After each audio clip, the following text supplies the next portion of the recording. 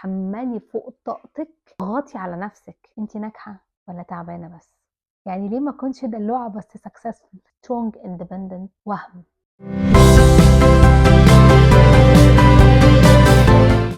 السلام عليكم، اهلا وسهلا بكم في حلقة جديدة من بودكاست لاتيه على الريحة مع سارة معتز، كل يوم جمعة الصبح.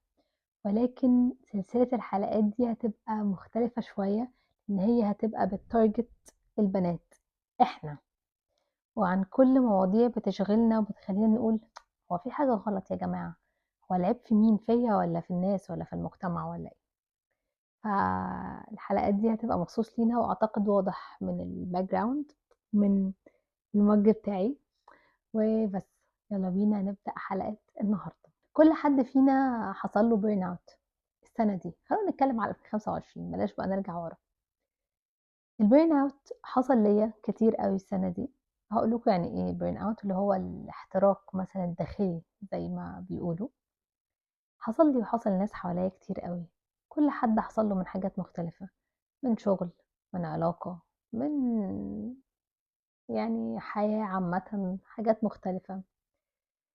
ان الواحد يوصل لبيرن اوت ده حاجة وحشة جدا، واكتر ناس بتوصل بيرن اوت ده الناس اللي عايزين يبقوا ناجحين، successful woman.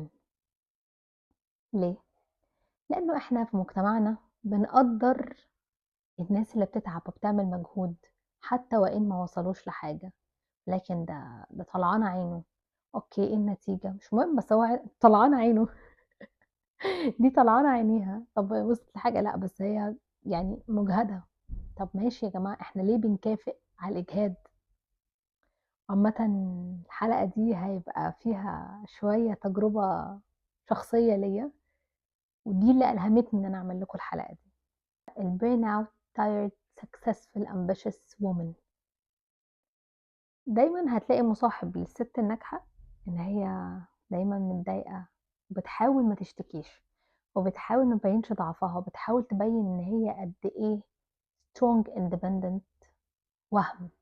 مش مطلوب منك تكوني strong independent woman، ده ضغط حطه المجتمع عليكي عشان يوهمك انك كل ما تتعبي اكتر وتدي اكتر وتضغطي على نفسك اكتر وما تعبريش عن مشاعرك وتكتميها وتحاولي تخفي ضعفك، انت كده ست ناجحة ومستقلة وقدوة لغيرك من الستات. اما الست الرقيقة بتبين عادي ضعفها، اللي بتشتكي عادي في نفس الوقت قوية وناجحة وبتشتغل، دي ايه ده؟ ايه الدلع اللي انت فيه ده؟ ليه ما كنتش دلوعة بس سكسسفل، دلوعة بس ناجحة وواصلة اللي انا عايزاه؟ يعني دلوعة بس سترونج، عارفين اللي هو بسكوتاية بس ممكن يعورك. احنا لازم نكون كده، ما ينفعش نبقى بنعور بس. البنات الناجحة والملهمة الناس فاكرة ان هم خارقين سوبر وومن، ان هم ما بيتعبوش، ما بيكتئبوش، ما بيزعلوش، ما بيحسوش اصلا، هم عاملين زي الروبوتس. بس لا، بيحتاجوا تشجيع وبيتعبوا وبيقعوا كتير، بس للأسف بيخفوا ده، بيحاولوا ما يبينوش ان هم تعبانين وضعاف، لانه مجتمع هيشوفهم انه ييه انتي مش ناجحة قوي عشان انتي مش تعبانة. يا ترى بقى انتي ناجحة ولا تعبانة بس وموهومة انك ناجحة؟ انا لما سألت نفسي السؤال ده كان نقطة تحول في حياتي. في نهاية السنة دي وقفت مع نفسي كده، كان بقالي فترة عندي بيرن اوت ومش طايقة وحاسة ان انا مش في مكاني ومش بعمل حاجة ان انا بحبها. فوقفت بصيت لنفسي اللي هو انتي بس بتعملي مجهود ولا بتعملي مجهود في نفس الوقت بتنجحي في اللي انتي عايزاه وبتوصلي وبتتطوري؟ لقيت نفسي بس بتعب، بس بأجهد وبجهد نفسيا وجسديا وعصبيا وكل حاجة. فهنا استوعبت انه لا، في حاجة غلط. وخدوا بالكم ان النجاح الخارجي مع انك تبقي منهكة داخليا بيعمل لك انفصال، انت بتنفصلي عن الواقع، بتحسي اللي هو انا فين، انا مش عارفني، انا تهت مني، انا مش انا. والله بجد ده اللي حصل معايا، قعدت اقول انا مش انا بجد. مين دي؟ انت بتعملي ايه؟ الحساب مين؟ عشان ترضي مين؟ عشان يتقال سارة قد إيه هي بتشتغل وعندها مش عارف إيه، وبتصحى بدري وبتروح وبتعمل وكذا كذا كذا كذا. ليه؟ ده مش نجاح، ده ده حاجة تانية. ده بعيد كل البعد عن النجاح. التعب لما يبقى أسلوب حياة تبقى كارثة. إحنا اتعودنا على التعب، بقى البني آدم المرتاح اللي عايش في سلام نفسي، والبنت اللي عايشة حياة وردية بقت هي اللي غريبة. البنت التعبانة والشقيانة والمجهدة والطلعانة عينيها بقت هي القدوة، حتى وإن كان التعب ده يعني غير مكلل بالنجاح، هو تعب بس، فتبقى كارثة. ده موت بطيء، ده مش طريق نجاحك. فمحتاجة انك كل فترة تعملي زوم اوت، تقفي مع نفسك وتقولي انا بعمل ايه، انا ماشية في طريقي الصح، ولا انا بتعب وبس عشان يتقال عليا سارة قد ايه هي مجتهدة وبتسعى وبتعمل. ليه؟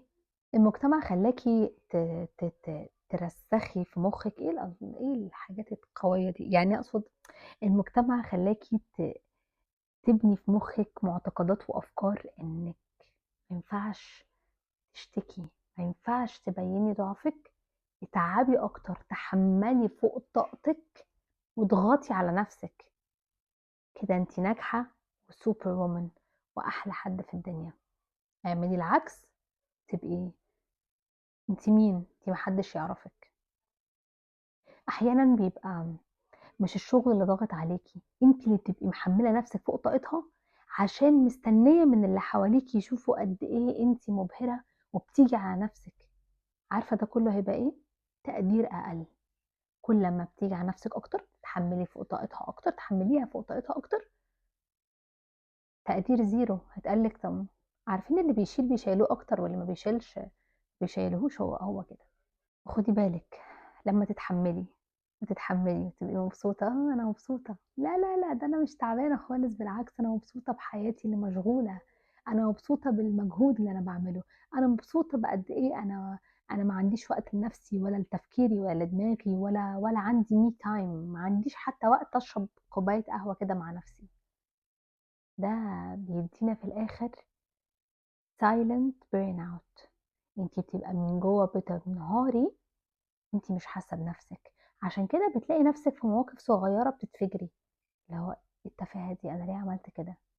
لا دي مش تفاهه، دي تراكمات جواكي. burn out silent، ده بشع، ده كارثه. ففي الاخر بينعكس ان انتي بتبقي على فكره يعني انتاجيتك بتقل، والمجتمع برضو حط في مخك انه اوكي، كل ما تنتجي اكتر كل ما قيمتك تزيد اكتر. وهنا اقفي مع نفسك وقفه زي ما وقفت مع نفسي نفس الوقفه.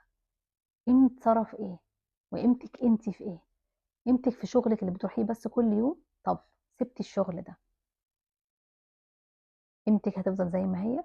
نظرتك لنفسك وتفكيرك في نظرة المجتمع ليكي، هويتك في الشغل اللي بتروحيه بس كل يوم، ولا انت عندك هوية خاصة بيكي بعيدا عن الشغل ده وجوده زي عدم وجوده؟ اه بتبقي مهتمة انك تتطوري في شغلك ده، بتبقي مهتمة انك تثبتي نفسك وان انت تبقي بني ادمة يعني ناجحة وعندك الامباكت وسايبة اثر في المكان اللي انت فيه. ولكن ايه يعني لو المكان ده مبقاش موجود؟ اخر الدنيا؟ خلاص بقيتي ولا حاجة بدونه، بقيتي عندك ما عندكيش ايدنتيتي خاصة بيكي.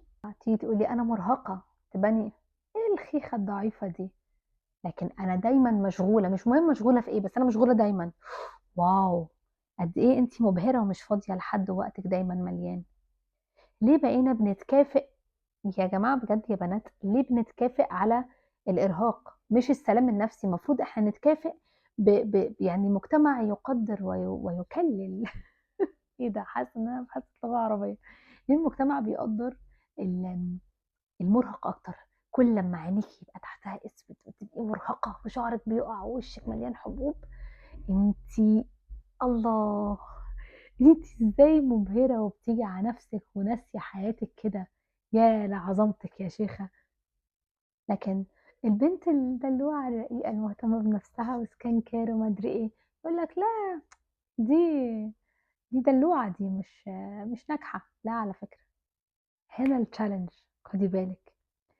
اللي يعني الplot twist زي ما بيقولوا، إن أنتِ تبقي إيه، ناجحة وجميلة ورقيقة ومهتمة بنفسِك وهادية من جواكِ، ما فيش حد بيجري وراكِ، عايشة مع نفسِك في سباق نفسِك، مش بتقارني نفسِك بدي وبدي وبدي وبدي، ودي وصلت ودي ما وصلتش وأنا لسه مكاني وأنا.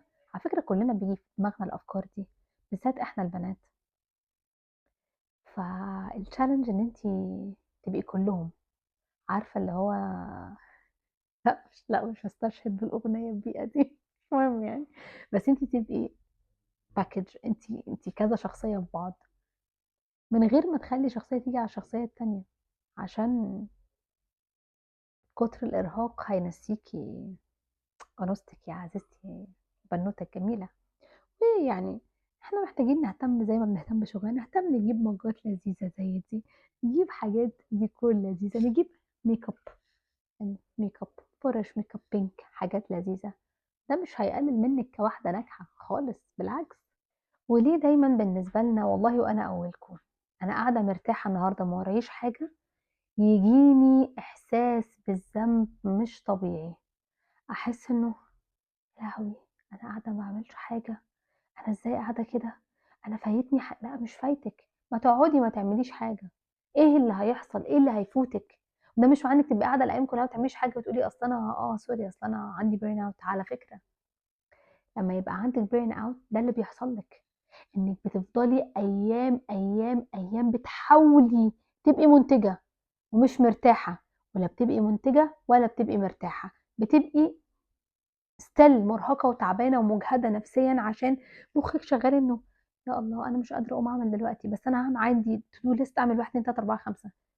تبقي قاعدة لا أنتِ عارفة تشربي قهوة على رواق، لا عارفة تتفرّجي على حاجة، لا عارفة تقعدي مع نفسِك ويبقى عندِك سلام نفسي، عشان مُخِّك اللي هو أنا إيه ده، أنا اللي إزاي قاعدة ما باعملش حاجة، والله أنا كده، أنا كنت كده وباحاول أسيطر على ده، مش صح، لا بابقى ارتحت ولا بابقى أنتجت، بابقى عاملة زي تيجي لي أمثال غريبة في مُخّي، عاملة زي اللي هو يعني اللي هو وقفت في نُص الطريق ما عملتش حاجة. أعتقد أنتم عرفتوا المثل، بس أنا مش هاقوله في الpodcast المحترم ده. يعني ادّوا وقت الراحة راحة، وقت الشغل شغل، ووقت الهزار هزار يعني، فاهمين؟ وفي آخر الحلقة عايزة أقول لكم إن مش كل burn out سببه شغل، أنتِ اقفي مع نفسِك واعرفي أنتِ عندِك burn out بسبب إيه. ممكن يكون الburn out ده بسبب خوف، خوف من إنِّك تاخدي قرار صح بس صعب. وخلّيني أشجعكم وأقول لكم إن مش كل القرارات الصح سهلة ومريحة نفسيًا، بالعكس أحيانًا بتوتر أكتر، بس بيبقى لازم تاخديها، ولازم تاخدي الrisk علشان خاطر تفتحي لنفسِك يعني path جديد، تفتحي لنفسِك يعني angles في الحياة أكتر، إنِّك تقدري تinvest فيها نفسِك، تستثمري فيها طاقتِك ومهاراتِك، بدل ما أنتِ قاعدة بتضيّعيها وبتحرقيها في الأماكن الغلط.